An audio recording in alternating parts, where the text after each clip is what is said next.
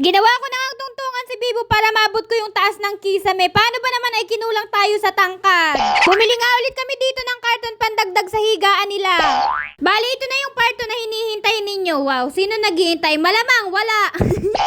Bago kami maglinis ng apartment nila, kinuha na muna namin yung mga gamit nila na iniwan nila kanina sa boarding house. Naiwan pa nga doon yung ibang gamit, tapos yung bigas na dala nila galing pang Bicol. Medyo malayo-layo kasi din itong lalakadin namin, kaya hindi na muna nila binitbit. Kikwento ko na rin sa inyo kung ano nga ba talaga yung connection naming apat. Bali, magpipinsan po kami. Ay, wait lang, isa-isahin ko sa inyo ha. Ipapakilala ko na lang po muna sa inyo isa-isa, pero sure naman ako na yung iba kilala na kaming lahat. Yan si Joey, dahil pareho kaming maliit, ginawa ko na lang siyang tuntungan para naman maabot ko yung kisame, para naman malinisan ko, no? Bali, yung nanay niya, tapos yung tatay ko magkapatid, kaya naman magpinsan kami. O, di ba basic lang?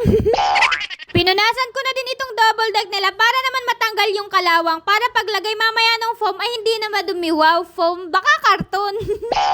Yan naman po si, hala, sino to? Hindi namin to kilala. Ay, naalala ko na, yan po yung nakita namin sa tabing kalsada na umiyak, kaya kinupkup na lang po namin. Hala, joke lang po. Bali, kapatid ko po yun, ako po yung panganay sa kanya, pero hindi lang po talaga halata kasi nga po, mas matangkad ako sa kanya. Ay, mali, mas matangkad po pala siya sa akin. Nag-aalala nga po ako sa kanya kasi tingnan nyo naman po yung kasipagan niya. Eh, hindi naman po yung ganyan sa bahay. Di ko po alam. Baka po may nakain or baka po may sakit talaga siya. Ay. Ito naman po si Jeannie alias put. Ito naman yung nakita naming umiiyak kanina sa ilalim ng tulay kasi nga 4'11" daw yung height niya. Tapos nalaman niya 5 flat pala siya. Ayun, hindi niya matanggap na 5 flat siya kasi gusto niya 4'11" lang. Ganito po kasi yon, yung mama ni Jenny tapos yung papa ni Joey magkapatid po. Kaya magpinsan silang dalawa. So, ibig sabihin, hindi namin pinsan si Jenny. Gets? Pero wag po kayong mag-alala kasi po nung maliliit pa lang kami, hala, lumaki ba kami? Parang hindi. Baka magtaka kasi kayo, paano namin nakilala at naging close si Jenny? Nung mga bata po kasi kami, si Jenny nagbabakasyon po yan doon kala Joey. Kapag pumupunta po sa amin si Joey or yung kapatid niya na si Jelina, sinasama po si Jenny. Kaya ayun, nakilala po namin siya. At doon na po namin siya naging close. Ang galing nga kasi halos ilang taon po kaming hindi nito nagkita ni Jenny. Kasi nung nagkita po kami niyan, maliliit pa po talaga kami. Tapos nung nagkita kami, maliit pa din. Bakit ganun?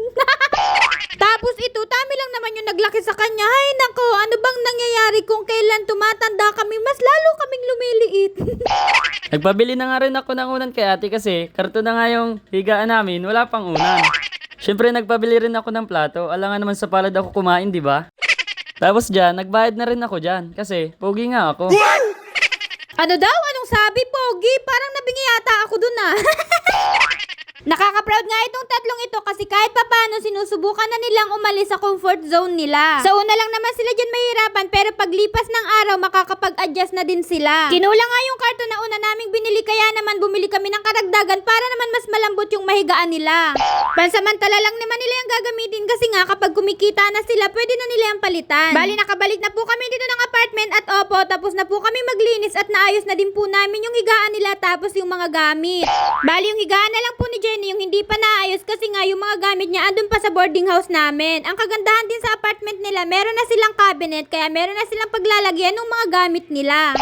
Kaya sana sa ganitong pagkakataon mas maging matured sila, mas maging independent sila at masanay sila na malayo sa anong ulam, penge namang pera oh. Kaya ikaw kung hanggang ngayon andyan ka pa rin sa comfort zone mo, try mong umalis dyan, try mong lumabas dyan kasi mas mag-grow ka, mas matututo ka, mas magiging independent ka at mas magiging bukas yung utak mo sa totoong realidad ng buhay. Kaya wag kang matakot na umalis dyan, mas matuwa ka pa nga kasi alam mo sa sarili mong kaya mo at mas kakayanin mo. So yun lang, bye bye, God bless. Mwah.